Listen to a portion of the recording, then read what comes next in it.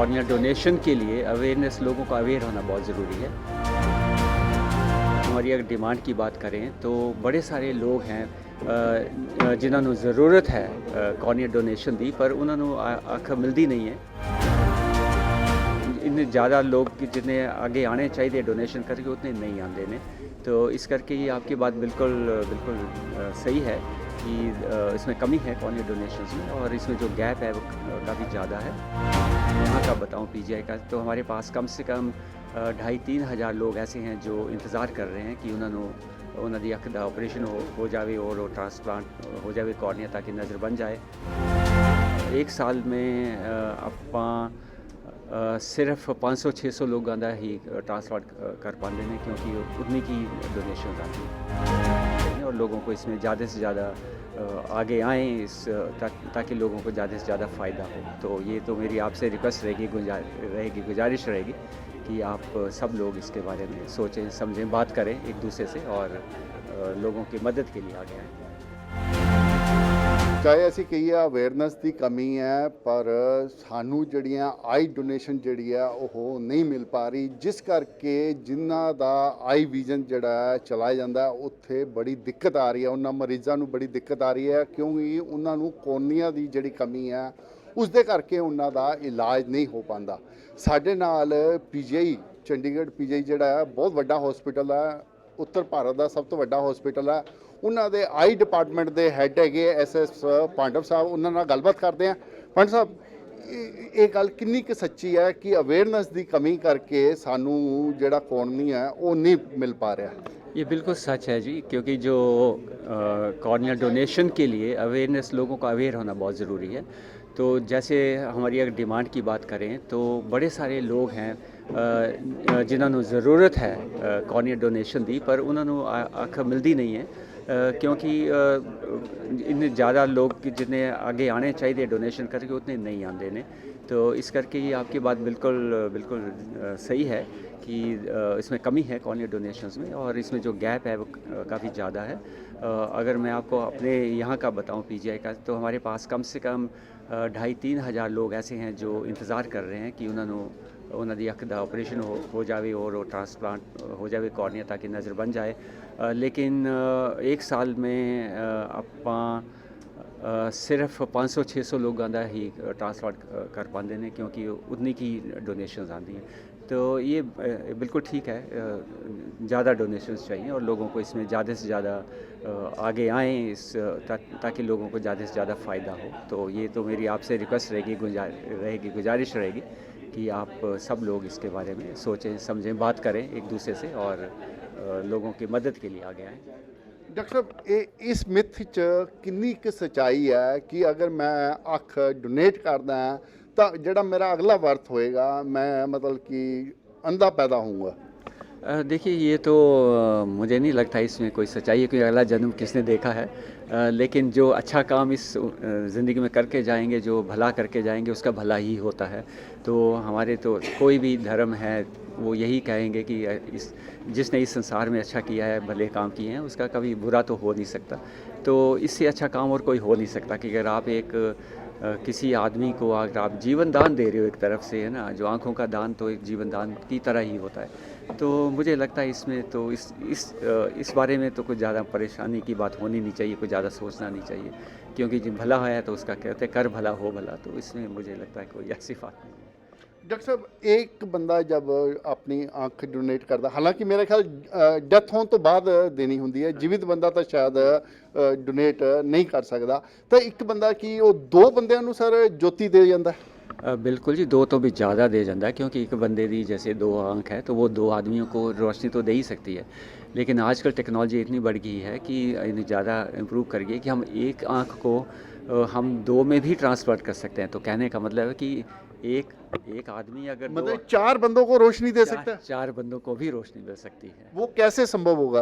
वो ऐसा होता है कि जो आँख के देख लेते हैं कि कौन सा हिस्सा ख़राब है जी। क्योंकि जब हम आप पहले तो पूरा जो कॉर्निया वो ट्रांसप्लांट कर देते थे, अब हम देख लेते हैं कि कॉर्निया की कौन सा पार्ट है जो ख़राब है, तो हम उसी को निकाल के ट्रांसप्लांट करते हैं। हाँ। तो अगर एक आदमी का जैसे कॉर्निया का अंदर वाला हिस्सा ख़राब है और दूसरे का बाहर वाला हिस्सा ख़राब है, तो हम एक आँख को स्प्लिट स्प्लिट करके एक में अंदर वाला लगा देंगे, दूसरे में बाहर वाला लगा देंगे, तो एक आंख से 2 लोगों को फ़ायदा हो जाएगा। मतलब ये तो बहुत बड़ी बात है। अभी एक आदमी 4 बंदों को रोशनी दे सकता है, तो उस हिसाब से तो हमारे पास प्लस होना चाहिए था। हमारे कहते हैं कि बैंक में संबंधित ज़्यादा होने चाहिए थे, और जबकि शॉर्टेज चल रही है। हाँ, लेकिन डोनेशन कम है ना, इसलिए डिमांड फिर भी काफ़ी ज़्यादा है। तो इसीलिए ये जो नई टेक्नोलॉजी लाते हैं, इसीलिए लेके आते हैं ताकि कम रिसोर्सेज से भी ज़्यादा बेनिफिट हो। तो कोई भी है, जैसे अगर एक भी आई डोनर मिल जाता है तो उसमें 3-4 लोगों का फ़ायदा हो जाता है। तो वो तो उस स्टेज तक हम पहुंच गए हैं, लेकिन फिर भी डोनर्स की कमी है, हमारे पास शॉर्टेज है। अच्छा सर, मैं जैसे अपनी आइज़ डोनेट करना चाहता हूँ। मेरी डेथ के बाद आप मेरी आइज़ किसी काम की नहीं है, मैं चाहता हूँ मेरी आइज़ आप डोनेट कर दी, तो मुझे क्या करना पड़ेगा? आपको सबसे बड़ी बात तो है कि आपके जो फैमिली मेम्बर्स हैं उनको बताना पड़ेगा कि आपकी ये तमन्ना है, आपकी विश है जी। कि वो आप करना चाहते हैं। तो वो जब भी वो टाइम आए तो वो डॉक्टर को, जो पास का हॉस्पिटल, उनको इन्फॉर्म करके, जो आई बैंक है उनको इन्फॉर्म कर दें तो वो कर देंगे ये। अगर आपने पहले से प्लेज कर रखा है तो वो भी अच्छी बात है, तो उसमें एक फैसिलिटेट हो जाता है, ईजी हो जाता है, जल्दी हो जाएगा। लेकिन अगर नहीं भी करा है प्लेज, अगर फिर भी कोई करना चाहें तो भी ये पॉसिबल है। तो इससे सबसे ज़्यादा ज़रूरी यही है कि जो आपके नज़दीकी संबंधी हैं जो उस टाइम पे मौजूद होंगे, जी। उनको ये जानकारी होना बहुत ज़रूरी है, और ये फिर उन पे है कि वो जो पास का, जो नज़दीक का जो आई बैंक है उसमें वो कांटेक्ट करें और ये जो प्रोसेस है उसको पूरा करें। अच्छा सर, डेथ के कितनी देर बाद तक मैं अपनी आइज़ या हम पेशेंट की आइज़ हम ले सकते हैं? विद इन 6 आवर्स, 4 से 6 घंटे का जो टाइम है वो ऑप्टिमल माना जाता है। लेकिन उसके आगे भी हम ले सकते हैं, वो आँख की कंडीशन पे डिपेंड करता है। तो उसमें ये है कि मरने के बाद जब आदमी का नहीं रहते हैं तो उनके बाद उनकी जो आँख है उसको थोड़ा सा प्रिजर्व करके रखते हैं कि उसको खुला ना छोड़ें, उसके ऊपर थोड़ा सा गीली पट्टी कपड़ा रख दें, और कोई तेज़ हवा हो, जैसे एसी है, पंखा है, तो उसको थोड़ा कम कर दें। गर्दन के नीचे थोड़ा पिल्लो रख दें, सराहना रख दें, तो उससे होता है कि जो आँख की कंडीशन अच्छी रहती है।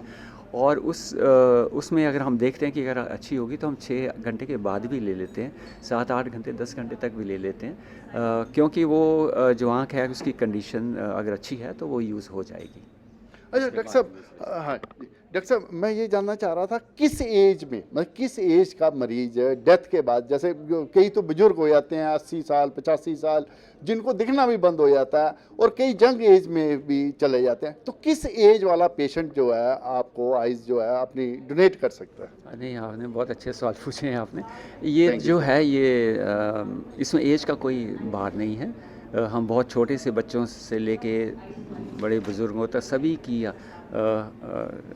जो आँखें हैं वो काम आ जाती हैं, क्योंकि वो आई की कंडीशन पे डिपेंड करता है। तो बुज़ुर्ग होना का मतलब ये नहीं है कि उनकी आँख ख़राब होगी, लेकिन कई बार तो ऐसा भी होता है कि अगर उनकी अपनी आँख अगर ख़राब भी है, वो किसी और वजह से है, जैसे काले मोतिये की वजह से है, या कैटरेक्ट की वजह से, या रेटिना की वजह से मैं है। उनको दिख नहीं रहा तब भी वो उनको खुद को तो नहीं दिख रहा है, लेकिन हाँ। उनका जो कॉर्निया है जो हमने ट्रांसप्लांट करना, वो अच्छा हो सकता है, और उनकी जो आँख है वो किसी दूसरे को नज़र दे सकती है। जबकि उनकी अपनी नज़र कम थी, उसके बावजूद भी वो आँख दूसरे को नज़र दे सकती है, तो वो भी संभव है। तो इसलिए एज का कोई वो बार नहीं है, कोई कंडीशन नहीं है, सबकी डोनेशन हम एक्सेप्ट की जाती है। मेरा लास्ट क्वेश्चन है डॉक्टर साहब, जैसे मैं मतलब कि अपनी आंख डोनेट, तो मेरी फैमिली मेंबर्स को ये इंफॉर्मेशन रहेगी भी मेरी आंख किस व्यक्ति को या किस मरीज को आगे डोनेट की गई है, कौन सा पेशेंट है जो मतलब कि उनके अपनों की आंखों से देख रहा है? नहीं, ये थोड़ा सा एक सीक्रेट रखा जाता है। पेशेंट के जो रिलेटिव्स हैं उनको नहीं बताते कि किसको मिली है, क्योंकि वो फिर एक थोड़ा लीगल, इमोशनल और एथिकल इशू उसमें कई बार हो जाता है। तो इसलिए इस इंफॉर्मेशन को सीक्रेट रखा जाता है। लेकिन उनको ये बता दिया जाता है कि आपकी जो डोनेशन थी वो किसी के काम आ गई है, ये ज़रूर बता देते हैं कि हाँ, उनको जो उन्होंने जो डोनेशन किया था, जो सेक्रीफाइस किया है, या जो भी उन्होंने एक हेल्प करी है सोसाइटी की, वो एक अच्छे काम के लिए करी है, और वो इन्फॉर्मेशन उनको देते हैं। लेकिन मरीज़ का नाम नहीं बताते, वो एक अलग चीज़ है। सर डॉक्टर साहब कोई चार्जेस वगैरह भी लगते हैं? जैसे मैं डोनेट करना चाहता हूँ, आपको मैंने बता भी दिया, मेरे रिलेटिव ने आपको बता भी दिया, आपकी टीम आ भी गई, आपने ले भी लिया, तो कोई चार्जेस वगैरह आप लेंगे? नहीं, इसके कोई चार्जेस नहीं होते हैं, बिल्कुल फ्री ऑफ कॉस्ट होता है। चलो थैंक यू डॉक्टर साहब। धन्यवाद। ਮੈਂ ਇੱਕ ਮਤਲਬ ਜਿਸ ਬੰਦੇ ਦੀ ਡੈਥ ਹੋ ਜੇ ਉਸ ਦੀ ਬੋਡੀ ਵੈਸੇ ਤਾਂ ਕਿਸੇ ਕੰਮ ਨਹੀਂ ਆਉਂਦੀ, ਜਦ ਆਪਾਂ ਉਸ ਦੀਆਂ ਦੋਨੋਂ ਅੱਖਾਂ ਡੋਨੇਟ ਕਰ ਦਈਏ ਤਾਂ 4 ਬੰਦਿਆਂ ਨੂੰ, ਤੇ ਤੁਸੀਂ ਦੇਖੋ ਇੱਕ ਬਹੁਤ ਵੱਡੀ ਗੱਲ ਆ ਵੀ 4 ਬੰਦਿਆਂ ਨੂੰ, ਇੱਕ ਬੰਦੇ ਦੀ ਰੋਸ਼ਨੀ ਦੇ ਜਿਹਦੀ ਕੀ ਡੈਥ ਹੋ ਚੁੱਕੀ ਹੈ, ਆਪਾਂ 4 ਬੰਦਿਆਂ ਨੂੰ ਰੋਸ਼ਨੀ ਦੇ ਸਕਦੇ ਆ, ਇੱਕ ਇਹ ਬਹੁਤ ਵੱਡੀ ਗੱਲ ਹੈ। ਔਰ ਜਿੱਥੇ ਇਹ ਪਲੱਸ ਹੋਣਾ ਚਾਹੀਦਾ ਸੀ, ਆਈ ਡੋਨੇਸ਼ਨ ਸੈਂਟਰ ਜਿਹੜਾ ਹੈ ਉੱਥੇ ਮਤਲਬ ਕਿ ਪਲੱਸ ਹੋਣਾ ਚਾਹੀਦਾ ਸੀਗਾ, ਪਰ ਉੱਥੇ ਹਾਲੇ ਐਸੀ ਮਾਈਨਸ 'ਚ ਹੈ। ਉਸ ਦਾ ਕਾਰਨ ਹੈ ਅਵੇਅਰਨੈਸ। ਹਾਲੇ ਤੱਕ ਲੋਕਾਂ ਵਿੱਚ ਅਵੇਅਰਨੈਸ ਨਹੀਂ ਹੈ, ਅਵੇਅਰਨੈਸ ਦੀ ਕਮੀ ਕਰਕੇ ਐਸੀ ਮਾਈਨਸ 'ਚ ਹੈ। ਪਰ ਜਦੀ ਲੋਕੀ ਥੋੜ੍ਹੇ ਜਿਹੇ ਸਜਜ ਹੋ ਜਾਣ ਤਾਂ ਇਹ ਜਿਹੜੀ ਕਮੀ ਹੈ ਇਹਨੂੰ ਆਪਾਂ ਦੂਰ ਕਰ ਸਕਦੇ ਹਾਂ। ਮੈਂ ਦਿਨੇਸ਼ ਗੋਇਲ, ਕੈਮਰਾਮੈਨ ਸੁਮਿਤ ਦੇ ਨਾਲ, ਦੈਨਿਕ ਸਵੇਰਾ ਟੀਵੀ ਲਈ ਚੰਡੀਗੜ੍ਹ ਤੋਂ।